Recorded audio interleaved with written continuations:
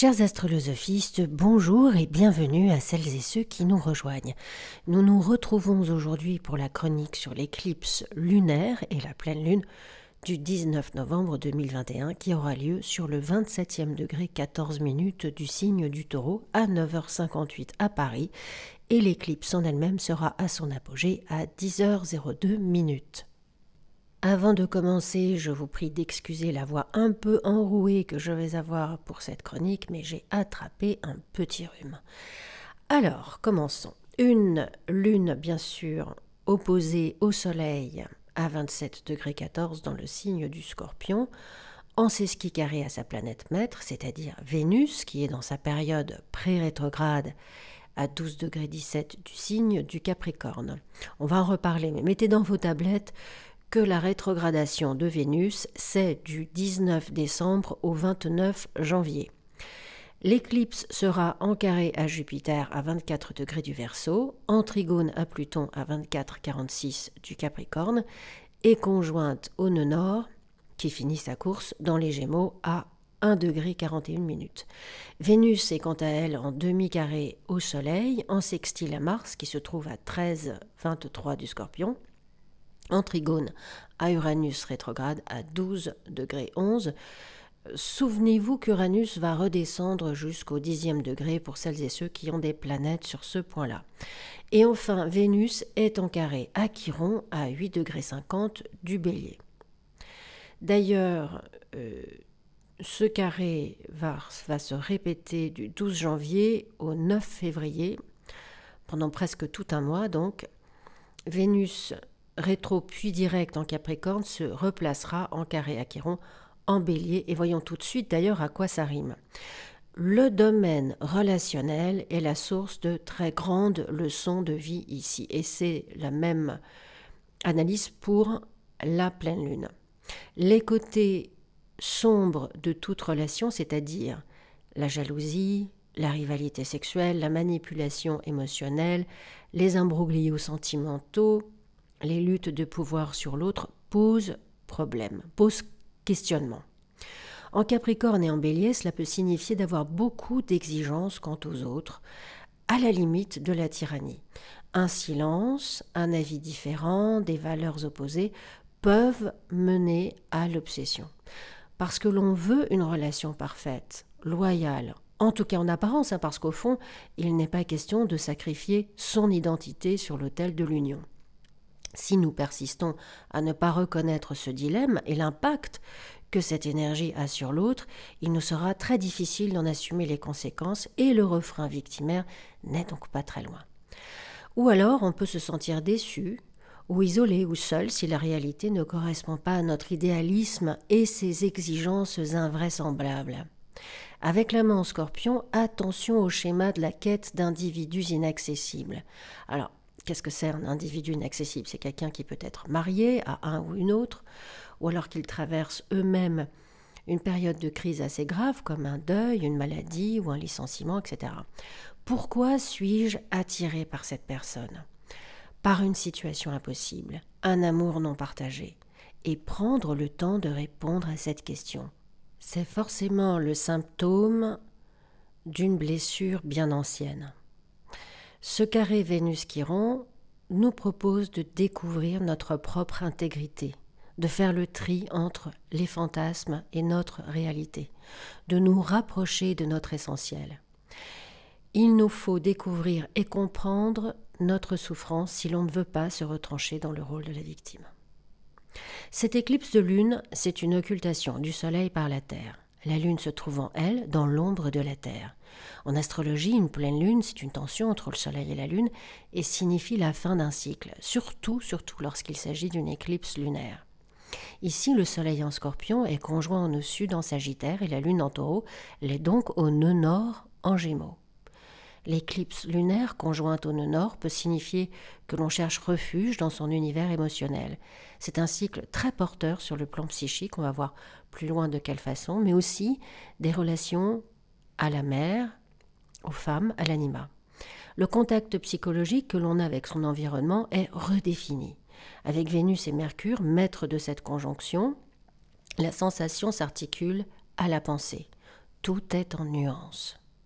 Avec Mercure en Scorpion, maître de ce nœud nord, on part investiguer les dessous, le souterrain de nos relations. Les questions de la sexualité, de la mort, du secret, du cachet, forces et dynamiques de l'inconscient sont posées. Dans la mythologie, Hermès, Mercure, est le seul, ou en tout cas le plus connu, à pouvoir se rendre de l'Hadès à l'Olympe sans avoir à s'affranchir d'une taxe. Il est le lien entre le dessus et le dessous. Mais cela ne veut pas dire qu'il s'y trouve confortablement. Le Gémeaux appartient à l'air mutable et le Scorpion à l'eau fixe, c'est-à-dire que ces deux énergies sont en quinconce, fort éloignées l'une de l'autre.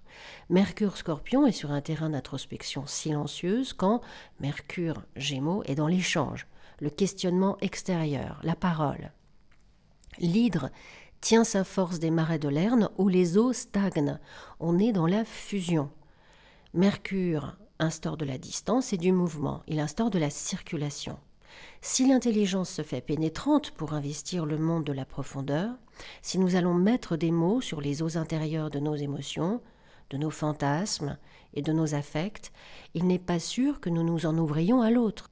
On peut craindre de se dévoiler, de se livrer ou trouver intrusive la question de l'autre. Il y en a qui vont comprendre intuitivement notre changement et le respecter, et puis d'autres que cela brossera dans le mauvais sens du poil. On sent qu'on n'a plus à justifier nos valeurs, notre authenticité. Il y a quelque chose qui revient du passé avec cette pleine lune éclipse. Ce peut être une relation, et lorsque Vénus entrera dans sa période rétro, cela sera davantage. Mais ici, ça peut être la découverte de l'être, d'un journal intime oublié, quelque chose qui est lié à la famille du côté maternel, à une maison, une réunion entre sœurs et frères, entre cousins, avec une tante ou un oncle qui éclaire un épisode familial resté longtemps dans l'ombre. On peut se sentir très critique et assez acerbe au regard de cette situation, mais méfiez-vous de ce ressentiment passager. Si de telles révélations vous agacent, elles permettent à d'autres de s'y retrouver. Ce qui est intéressant, c'est que on peut prendre en compte l'historique de cette éclipse qui s'est produite à ce degré du Taureau en novembre 2022. Le 20 novembre pour être exact. Alors évidemment, il ne va pas se produire la même chose, mais l'énergie est très similaire. Il est tout aussi important de noter que 19 années séparent ces deux éclipses, car il s'agit d'un cycle des nœuds lunaires. Un cycle des nœuds lunaires, c'est 18 ans et demi. Voyons donc ce qui a pu se dérouler de significatif à cette période, dont l'écho aujourd'hui correspond à une conclusion, ou peut-être même une sensation de sagesse, comme si la fin de cette histoire nous appartenait, par conséquent nous en libérait. À noter aussi qu'une autre éclipse en Taureau a eu lieu en 2014. Le nœud sud était alors en Taureau. Aujourd'hui, nous sommes à moins de 2 mois de l'entrée du nœud nord en Taureau, donc quelque chose dont nous nous serions dégagés en 2002, qui a refait surface en 2014, et aujourd'hui, nous pouvons nous confronter à la mécanique de ce qui s'est déroulé avec une compréhension et une maturité bien agréable. D'une façon ou d'une autre, cela peut revêtir la symbolique d'un héritage dont nous pourrions disposer à notre guise à présent. Alors dans un autre registre, on va prendre en compte le carré à Jupiter qui est très important. Ça peut nous rendre tout à coup assez insouciants. Promettre à tout va des choses que nous ne pourrons pas assurer, on peut dépenser de façon extravagante, se disperser et gâcher une opportunité qui, elle, est très valable. Les détails nous agacent ou nous fatiguent et l'on décide de passer outre alors que ce nœud nord en Gémeaux précise bien de rester très attentive à tout ce qui nous est exposé. Ce ne sont pas les idées qui manquent, mais la discipline pour les développer. À la façon d'un Mercure rétro, on peut rater des rendez-vous, rencontrer des problèmes dans ses voyages avec sa voiture, une inscription à une formation, à une école ou en université peut s'avérer tout aussi compliquée. La façon dont on a été élevé, éduqué, nos vues culturelles interfèrent avec le pragmatisme de notre quotidien. Ce n'est pas non plus le moment d'entreprendre un projet international ou de commencer des relations longue distance avec une ou un autre. Notre générosité, qui est très très grande à cette époque, notre charité, recèle davantage d'un besoin d'être vu comme un grand seigneur, et ça sera compris de cette façon par les autres. Nos vues et nos discours politiques, religieux, philosophiques sonnent comme impraticables ou tout bonnement absurdes et peuvent se retourner contre nous. On peut faire montre de préjugés familiaux, de classe, de genre, ratio et tout un florilège de certitudes surannées. Notre sentimentalité, notre sensiblerie peut nous rendre émotionnellement dépendants des autres, plutôt des femmes, ou alors on permet à quelqu'un d'autre d'être subordonné à ce que l'on fait. On offre sa sympathie à des individus qui non seulement ne la méritent pas mais peuvent en profiter. Des attentes irréalistes en matière de finances ou professionnelles peuvent devenir très problématiques et des projets domestiques s'avérer beaucoup plus onéreux que prévu. C'est aussi un carré hanté qui peut annoncer une mauvaise alimentation et donc menacer notre santé, notre équilibre. Les carrés à Jupiter amènent de l'exagération en tout. Donc gardons en tête que là où nous insistons, où nous nous obsédons, c'est précisément où l'on doit lâcher prise, que nous devons apprendre à renoncer à ce qui ne fonctionne pas ou qui ne fonctionne plus, que ce soit une rupture affective ou la transformation de son propre comportement. Bref, gardons en tête que nous aurons besoin qu'elle reste froide et de bien vérifier son jugement en chaque chose et tout ira bien. Le Soleil, Mercure et Mars, en trigone à Neptune, stimulent notre intuition, notre imagination, notre créativité. Alors pour celles et ceux qui ont une activité artistique, cette période est quasi bénie des dieux. On peut signer un contrat avec une production musicale, pour une production musicale ou cinématographique, ou encore un contrat avec une maison d'édition pour un livre. Pour celles et ceux qui sont thérapeutes aussi, c'est une très très bonne période. On est plus lucide, on est plus perspicace et innover de nouvelles méthodes de soins. C'est un bon transit pour commencer des études de psychologie, par exemple, ou proposer son expertise dans des lieux de soins comme un hôpital ou une institution. Que l'on ait programmé une retraite spirituelle ou que cela nous intéresse, il est de toute façon recommandé d'avoir recours au moins une fois par jour à un exercice méditatif ou contemplatif si vous êtes en contact avec la nature. C'est un temps pour se tourner vers l'abandon et le lâcher-prise. Nous sommes en pleine métamorphose et nous en sortirons certainement au printemps lorsque Vénus repassera en mode direct et lors de l'éclipse en Scorpion. Alors évidemment, depuis la veille, c'est-à-dire le 18 novembre, Mars est opposé à Uranus. Ça vient comme une nouvelle, une information qui révèle une situation explosive. Éruption, le signe classique des tremblements de terre. C'est une énergie qui va faire bouillir les choses. Plus aucune contrainte n'est tolérée à ce stade. L'impatience et l'impulsivité entravent la réalisation de nos objectifs. Le domaine financier est sous les feux de cette actualité. Que l'on doive payer des dettes, rembourser une amie, un ami, payer des impôts sur un héritage ou en recevoir un, bénéficier d'une aide, d'une subvention, un remboursement de crédit d'impôt, une pension alimentaire, etc., etc. L'opposition avec Uranus amène toujours des décisions spectaculaires qui vont d'une rupture, d'un changement de travail, d'un déménagement soudain ou encore de gros travaux dans la maison où l'on habite. Comme toutes les planètes ont été opposées à Uranus, nous nous trouvons dans une atmosphère uranienne, c'est-à-dire accidentée, disruptive. Notre routine est dérangée et pendant quelques jours, on est confus quant à la suite à prendre, d'où une certaine nervosité, de l'impatience. Attention si vous devez prendre la route. On peut croiser celle d'individus au comportement erratique et dangereux. Dans tous les cas, n'allez pas trop vite. Une coopération sensible et réaliste avec les autres nous permettra de traverser cette période en bénéficiant de cette formidable énergie. Car dans le travail, en effet, on peut profiter d'une productivité et d'une concentration tout à fait exceptionnelles et l'aide des autres en plus. Simplement, on se souvient du carré à Jupiter et l'on prend soin de sa santé. On ne se charge pas inconsidérément.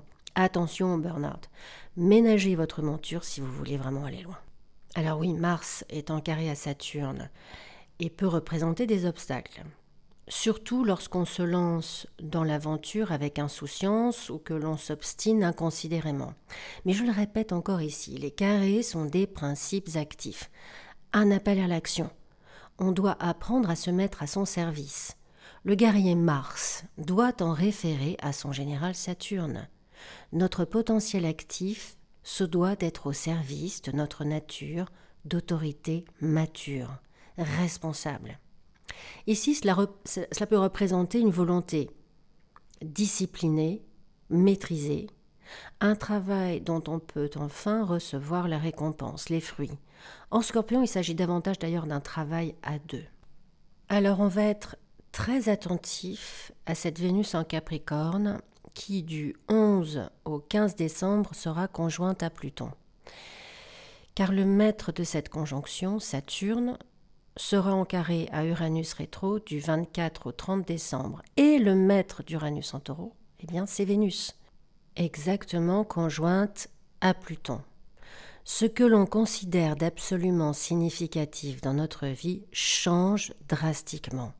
Des situations sur lesquelles nous avons construit nos logiciels internes, notre modus operandi, nos valeurs sont entièrement revues tout simplement parce que nous nous rapprochons de qui nous sommes réellement, de notre essentiel, de ce qu'il y a de plus important dans notre vie, ce en quoi nous avons confiance. On devra agir pour se libérer et aller à la rencontre de soi. C'est très exactement l'énoncé de l'appel de l'héroïne ou du voyage du héros tel que le décrit Joseph Campbell. Pluton nous fait pénétrer le cœur et le corps de notre authenticité. C'est parfois bouleversant, mais ces émotions nous éclairent sur ce qui nous tient vivantes, sur ce qui nous tient vivants. Toutes celles et ceux nés entre 62 et 69, surtout celles et ceux de fin 64 et toute l'année 65, année où Uranus était conjoint à Pluton en Vierge, vous allez bénéficier de cette Vénus en Capricorne. Alors, de commencer à travailler dans un domaine qui nous passionne enfin. On peut aussi créer son entreprise, surtout à partir de janvier. On peut commencer à recevoir les fruits d'un très long travail. On peut obtenir gain de cause suite à une procédure judiciaire, se marier, s'associer avec la ou le partenaire avec lequel nous allons très significativement progresser, etc. C'est vraiment une époque extrêmement importante pour les gens qui sont nés aux dates que je viens de donner. Alors surtout, aussi, n'oubliez pas de prendre en compte ce degré 27 en taureau et en scorpion, mais aussi bien sûr en verseau et en lion. Le dernier décan du lion qui va recevoir la flèche d'impact du carré hanté entre la pleine lune et Jupiter, c'est-à-dire les gens nés entre le 14 et le 22 août, les scorpions nés entre le 14 et le 22 novembre, les taureaux nés entre le 12 et le 20 mai et les verseaux nés entre le 11 et le 18 février. Même impact pour les premiers décans des signes mutables Gémeaux, bien sûr, la Vierge, les Sagittaires et les Poissons, de 0 à 3-4 degrés. Vraiment le tout premier décan de ces signes-là. Cette éclipse a une influence sur 6 mois, c'est-à-dire que nous pourrons attendre des résultats de la réalisation par laquelle nous passons en ce moment au printemps. J'insiste quand même sur ce 27e degré. Si vous avez des planètes, votre ascendant, votre milieu du ciel entre 26 et 28 degrés, il y a de très fortes chances que cette actualité vous concerne. Nous traversons une suite de 7 pleines lunes sur ce 27e degré. Ça suffit pour en comprendre l'importance. La dernière pleine lune était à 27 degrés du Bélier, aujourd'hui elle est à 27 degrés du Taureau. La prochaine aura lieu à 27 degrés des Gémeaux. La pleine lune en Cancer en janvier aura lieu à 27 degrés. En Lion à 27 degrés en février. En Vierge au mois de mars sur le même degré. Puis la dernière en Balance en avril. Donc vous voyez, c'est un cycle. Quand les choses se répètent, il y a une itérativité des symboles. Il faut les prendre en compte pour les adapter à notre thème personnel. Voilà, chers astrolosophistes, cette chronique est à présent terminée. Beaucoup de changements sur votre chaîne dans les semaines qui viennent, je vous préviendrai en amont de toute façon. Si vous sentez que vous avez besoin d'une analyse personnelle de ces transits sur votre thème ou d'une révolution solaire, d'une analyse entre deux thèmes, c'est-à-dire une synastrie, vous pouvez me contacter à l'adresse qui s'affiche à l'écran astrolosophicafé@gmail.com. Je vous souhaite une magnifique éclipse et n'oubliez pas de l'accueillir avec un rituel d'attraction positive pour les 6 mois à venir. Très très belle pleine lune à vous toutes et tous et je vous dis à bientôt sur Astrolosophie.